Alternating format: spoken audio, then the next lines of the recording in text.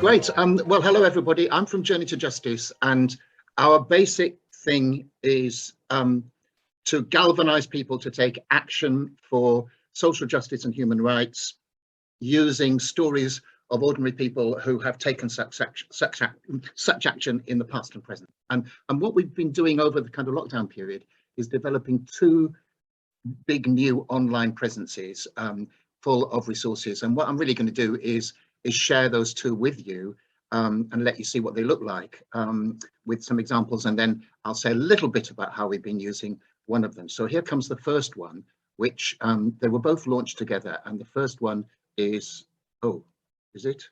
Thought I had it. Let's try this. Right, that's the one I didn't want to have, but never mind. We'll start with that one, and because I wanted to finish with that. We have one of those is our project called based on economic injustice in the UK, and this project includes a bank of video and podcast and written resources looking at action by ordinary people taking action around wealth inequality in this country. It focuses, the stories actually are all England and Wales. We don't have any yet from Scotland and Northern Ireland, that we're working on that. So on the one hand, you have a section called stories, and in each of these sections, there are a series of filmed interviews, usually about 5 minutes long. If I take, for example, let me take leisure and environment. You'll see here leisure and the arts, that there are stories. And if you go into any one of them, I might go into theatre, class and economic injustice, you will find there's a video where somebody is presenting. In this case, it's Luke Aaron, who's a working class gay theatre student from Forest of Dean, talking about his own experience and his work looking at issues around the perception of working class people. And as well as that, there's a fact sheet behind that particular person's story, and the fact sheet, which is downloadable, tells you what's in the video and also tells you about the person. And then there's the full podcast of their much longer interview from which we've taken the video, and this applies in all of the stories. And so there's a whole range of them, and in a minute I'm going to show you some extracts from them. In addition to that, we've got a section of tactics which involves various people. Most of these are about 3-4 minutes long, talking about activism that they've been involved in and recommending tactics which are useful for people who want to take such action, forms of action in their own communities, whatever they may be. And again, I'll show you an example of one of those in a minute. And thirdly, we've got the explainers, because we feel what's also important is to try to look at how people are understanding the causes of and the nature and the roots of economic inequality in this country.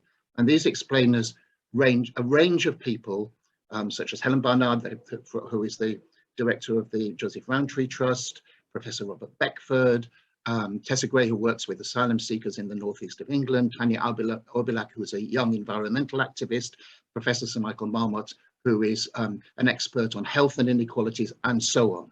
And in each of these cases, they go into some greater detail in their videos, trying to look at what's going on and why is it going on and what perhaps can we do about it in this country. In addition to that, the website has a section of activities and resources. The resources section is looking at particularly at other organizations, and so is Solidarity, including, for example, some of your own organizations that have being active around economic inequality, and so the resources selection takes you to different ones. I'll go, for example, to educational, and here are some other organizations that we know of who are working on those areas, and takes us as a link to them. So what we've been doing with these resources is our aim is to work with people who are from communities seeking to take action in their own communities over whatever those issues may be, small or large, and hoping that the stories that are here can help them to see ways in which successful action has been taken and is being taken and can be taken. And at the moment, we've been working with the staff of a secondary school, girls' secondary school in Thamesmead, who are going to roll out an economic injustice project on a leadership day with the whole of their school, with all their students. We were with them 2 days ago. We've been working also, we've been in touch with the Communication Workers Union around a training session for their own activists. And we've had a session with DISPOL, which is academics from 3 Midlands universities, Birmingham, Leicester and Nottingham, looking at how getting them in touch with people with lived experience of poverty, seeing how ways in which academic researchers can work in collaboration with people with that lived experience. But what I'll do with relation to this one now is I will stop this share, and I will share again so that I can actually take you. What I've done is from this particular one of our 2 projects, what I've done is I've made a kind of collage of some of the films. So this is a collage of extracts from some of our story films, just for you to see the kind of things that are there. Apologies for the slightly jumpy editing, but the films themselves, of course, are not like that.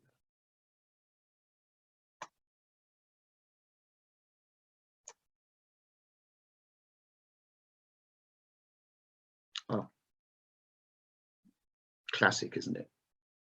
Yeah.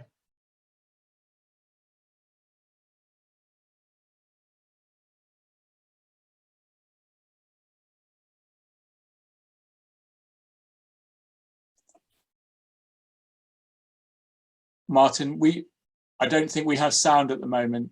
Oh dear, right. I think I know what I can do about that. Apologies. Right, let's try it again. Does that work?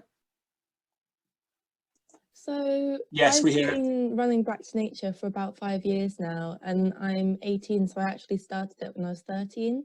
I started Back to Nature to run these nature camps essentially every year, where we're bringing kids out from inner city Bristol. I lived in Monmouth for over 20 years now, so I began using the contacts I had, the shops I knew in town, the cafes I knew in town, and got a paper petition in all of those venues. The fantastic result of Rosemary's petition was that the decision was reversed, so the bus was saved. And that's when I had the light bulb moment for me, because capacity at these 2 grounds were 40,000 to 50,000 fans. I thought, well, we've got 60,000 people coming to London Stadium every fortnight, and if X% could bring a tin of something, what a massive difference that would make to the local food bank. So the vision for Even Break is for the world of work to be as accessible to disabled people as it is to non-disabled people. We all came from backgrounds with lived experiences of injustice, and there was a perception that we were at a turning point in gentrification in Brixton. If you're walking through food landscapes and you know what to do with that food, you are more likely to want to support local food producers, local markets, and if you do that, then you're more likely to be investing in possible apprenticeships and jobs in the future.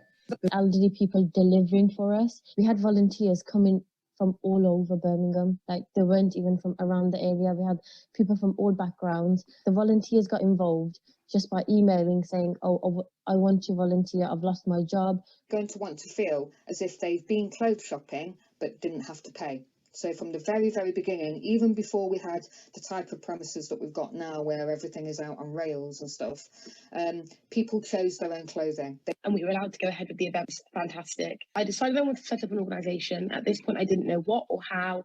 It's not something I was familiar with, but I knew we needed to do something. A community initiative that kind of seeks to suture some of the fractures that occurred from the Black Lives Matter protest and as a result of the last decade of austerity. I feel that it's incredibly moving to hear these stories of the bonds between 2 communities that were in many ways very, very different, but that were forged through mutual aid and through care. Started off because of this link to climate emergency and migration, installing it next to Eurostar as sort of like the gateway during the time of the summit. So all the diplomats and the politicians and people who were the decision makers in effect from the UK had to walk past the dress, and that was our chance to kind of just tug on their coattails before they went. Instead of believing that their lot is set and that the council will do or not do what they want, and there's not much that can be done. People here now see that by working together, they can really effect quite significant change. Ended up in the Supreme Court, and just before we went in, our solicitor said, "You've won." And that was the moment I just burst into tears. I'm going to now. Here is my story, here is the work that we do. How can you apply these learnings to build your own network with those lived experiences that are unique to that area? I think the act of coming together as a group and singing is like a peace demonstration, if you like. It's saying we're all different ages, we're all different backgrounds, we're all different stages, we're all from different economic security or not. And here we are working together.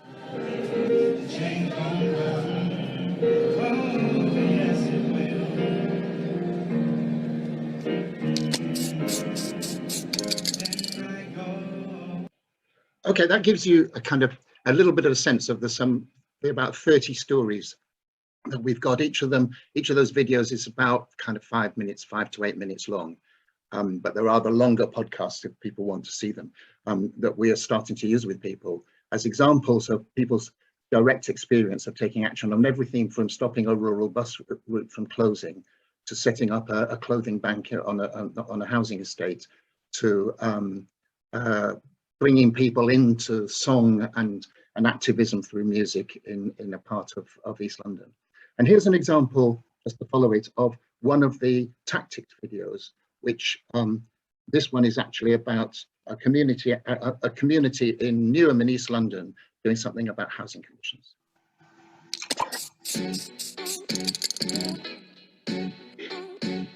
We're organising in Custom House in Newham in East London. The houses were managed by a company called Mears, and Newham Council had contracted out around 250 properties, and the rent that they started to collect was 2 to 3 times higher than council, and the quality of the repairs was dreadful. So we came down to other neighbours and knocked on the door and asked them, are you council or are you Mears? And we found that the whole building majority were Mears. We had a meeting and everybody, that was the breaking point, that everybody got to find out that they have the same kind of similar issues. And then that's how we said, what can we do for our voices to be heard, or what can we do for a change to come? We need to organise in a way that brings people together, that has more joy as part of it, that kids are involved in, that will bring everyone together and feel like a community rather than feel like we just get together and have a complaint situation. There'd be childcare, but then everybody could come, the kids could be looked after. Parents could organise together and say, what are we going to do? Instead of it being like lots of temporary tenants who are feeling quite isolated and alone with everybody's own issues, everybody started to feel more like a community. What we did also was ask people to take videos of the situation they're living in terms of if it's rent or if it's in terms of the building of repairs or anything. So they brought it into the meeting. We took actions as well, right? Like we made that video together, we made with a filmmaker called Una Cousins. We booked coaches to go to the Mears headquarters, and everyone came on the coach with all the kids on the coach. So we kind of took our issues to the Mears headquarters. We have a voice now. Like first we never had a voice in the community, but now everything that got to do with the regeneration or any plans, they have to go through us. We kind of make the decision like, yes, we want this, or no, we don't want this. Council have agreed to take the buildings back into their own hands. There'll be no Mears anymore. That's what we were hoping for. Our rent is going to be reduced to a council rent. It is a great win. We will say that whatever we fought for at the end, we have got the results, and it's still on process as it goes by, and we know that we have made it. And thirdly, I'll just show some bits from the explainers for you to see the kind of thing that's there. The British public thought that the chief executive of a large corporation earned 12 times what a semi-skilled factory worker earned. And then they were asked what they thought it should be. And on average, they thought it should be 6 times. The real figure is 350 times. So they thought 12 was too big, and they had no idea. It's 350 times. You know, if we were to add up all the taxes, the tributes, and all other forms of wealth extraction that had taken place by the British from India over the last 2 centuries, so from when the East India Company first sort of starts being active in India in 1757, through to the end of the British Empire in India, which was about 1947 when India gained independence, that during those 2 centuries, Britain extracted the equivalent of $45 trillion worth of wealth from India. Now, it's not often clear how much exactly a trillion is, so I just wanted to give a little explainer about that. If you were given $1 a second, in an hour, you would get $3,600. It would take 1 million seconds to acquire $1 million, which is around 17,000 minutes, or about 11.5 days. It would take you 11,600 days, or about 31.7 years, to accumulate 1 billion. To acquire $1 trillion at the rate of $1 per second would take you 31,700 years. That's 317 centuries. And Britain drained a total of 45 trillion from India in 2 centuries.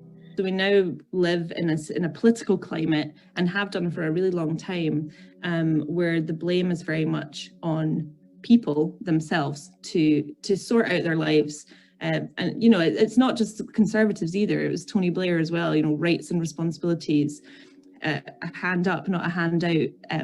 This kind of rhetoric is really powerful, not just in terms of it underpinning policy that's really punitive, but also in the sense that it kind of fosters a mindset in the population as well, where you have poor people with jobs resenting poor people who don't have jobs, etc. And we kind of judge people based on that. We're a very judgmental society, I feel, at the moment.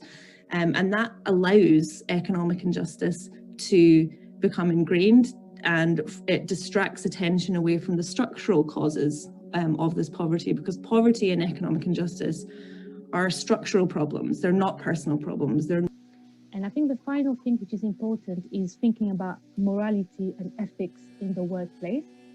So we know that from a young age, we're put into many institutions, family, church, school, and the workplace. So they have a huge impact on how we see ourselves as human beings.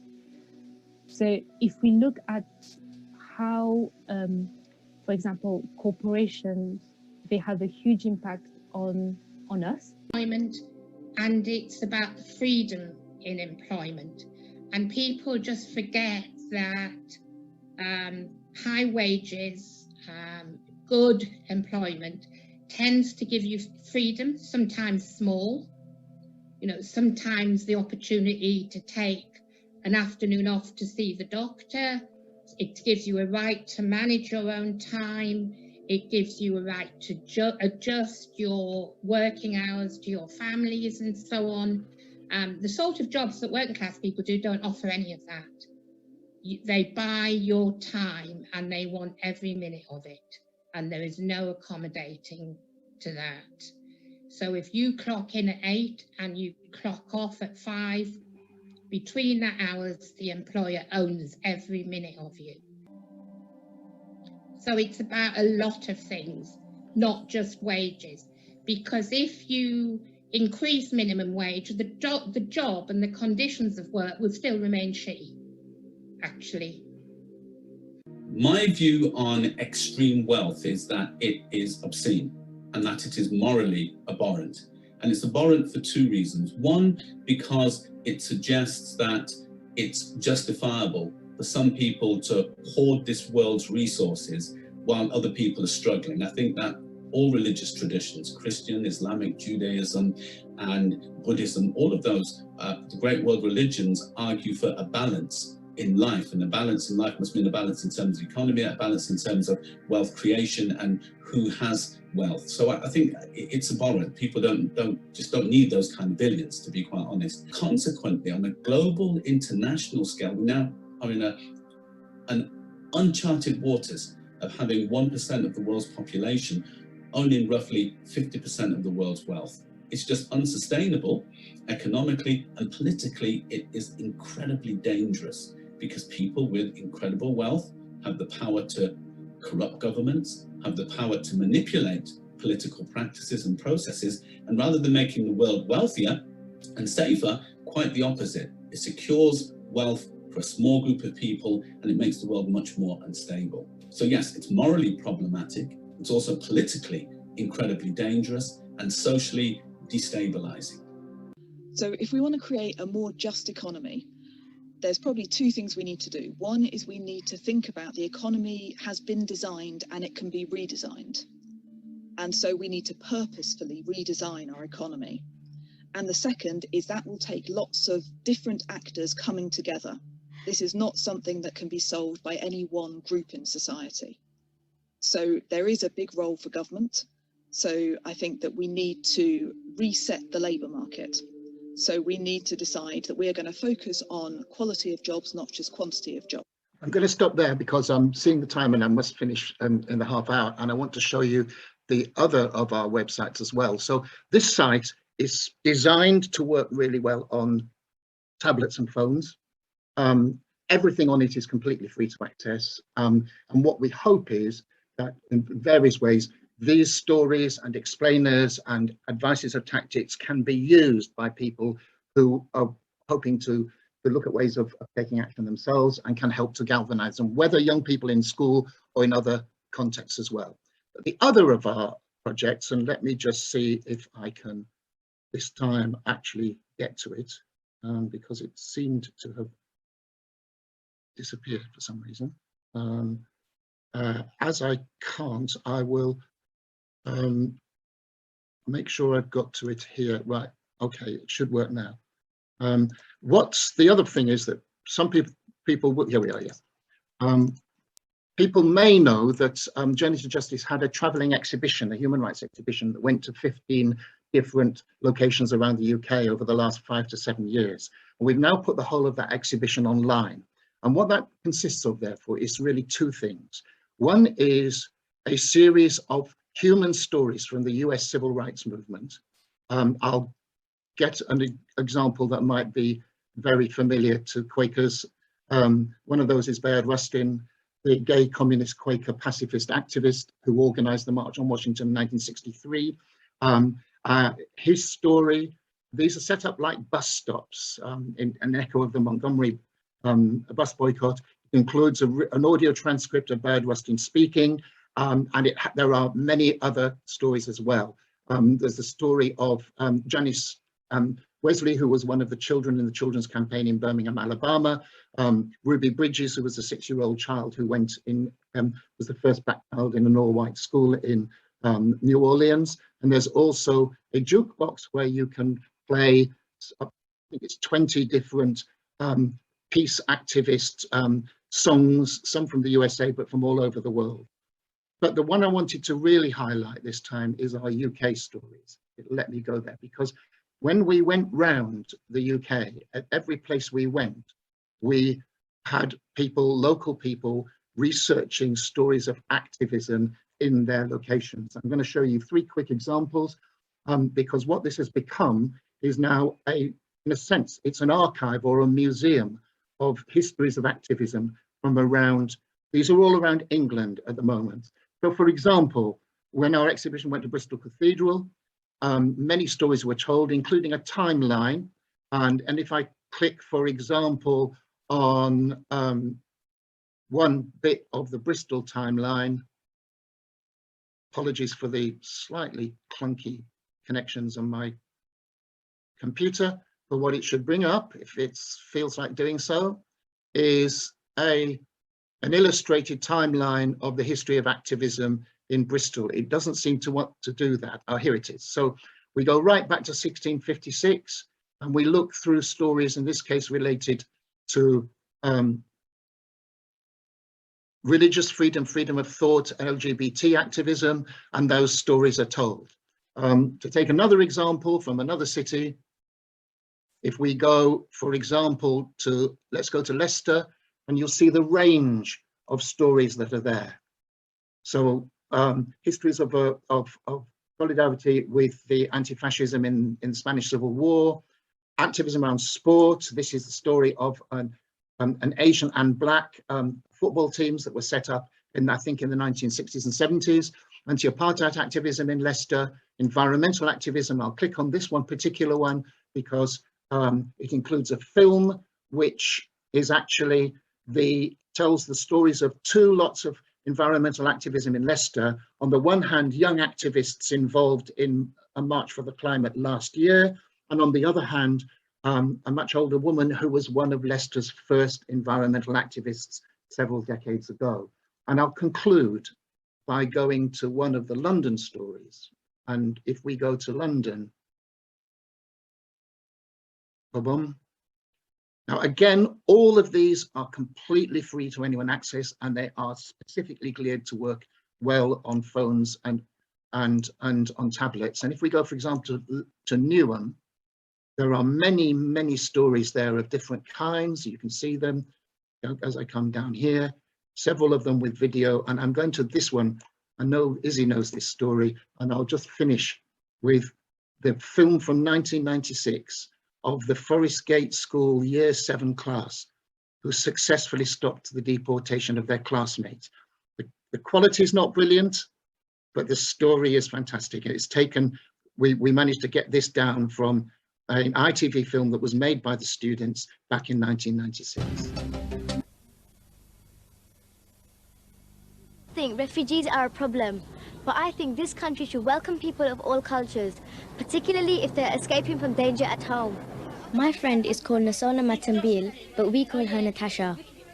We've been good friends ever since we started school here at Forest Gate. Natasha's family comes from Angola in southern Africa, which has been at civil war for 19 years. In 1991, she and her parents had to leave because of the fierce fighting. The family come from a group called the Bakongo, who've been attacked by both sides in the war. Her father was badly beaten, and Natasha saw her 4-year-old brother killed. Since she started at school, Natasha has been really popular with everyone. She makes us all laugh and is liked by the teachers as well. She's definitely become part of the community. But one day, Natasha came to school crying. She told us the government had decided to send her family back to Angola, but they didn't want to go. Angola is still a very dangerous country. Officially, there is a ceasefire, but there continue to be reports of fighting and torture. We decided to start a campaign to keep Natasha here. We thought it was unfair that she would have to leave her school and friends. We called ourselves the Friends of Natasha. Natasha told us her family would be sent back at half-term. That only left us 2 days to act. We quickly organised a petition to send to the government. We collected 800 signatures. And at the end of the week, 200 of us went on a march to our local park with banners we had made in art class. We also sent faxes to our MP and the Home Office. We wanted to show that children like Natasha could depend on their school for support. Luckily, after our campaign, the Home Office let Natasha's family stay, but only for a few more weeks. So now we've got to keep the pressure up. Tomorrow, a group of us are going to visit the local education authority, and we intend to lobby the Home Office to let Natasha and her family live here permanently. We hope to make them change their minds. If Natasha leaves, our classroom will be silent. Natasha's part of our community. I can't see why she has to leave us. We should all have the chance to live in safety with our families. Refugees like Natasha have already suffered enough. Why should we make them suffer more? Now that this site has actually, including the list of all the ones on all the timelines that we got in 4 of our locations, there are actually over 100 stories of activism dating back over 400 to 500 years, mostly from the 20th and 21st century, but many from before. And so it is a kind of archive of activism around England in lots of different locations. And I do hope that people will use them. I'll give an example of just how that Natasha story was used with a Year 8 class very, very recently. And what we did is we showed it and we said, okay, imagine instead of me being the person facing you, imagine Shamima Patel, the girl who spoke there, she's here, what questions would you ask her? And the questions that came out from the kids were great. I mean, one of them was, how would you feel if you failed? Another one was, when you were taking this action, did you feel that it was just about Natasha, or was it something more global? Another one was, if you had not taken action to support Natasha, if you just sort of, hugged her and waved her goodbye, would you have been partly responsible for her deportation? I mean, those were really interesting questions from those year 8s. So I hope that's been, I know it's just been me showing you this stuff all the time, but I thought, because it's a resource, I thought I hope let you see those resources. I'll put the links to both of them in the chat now, and I know that my half hour is up, so I'll stop there.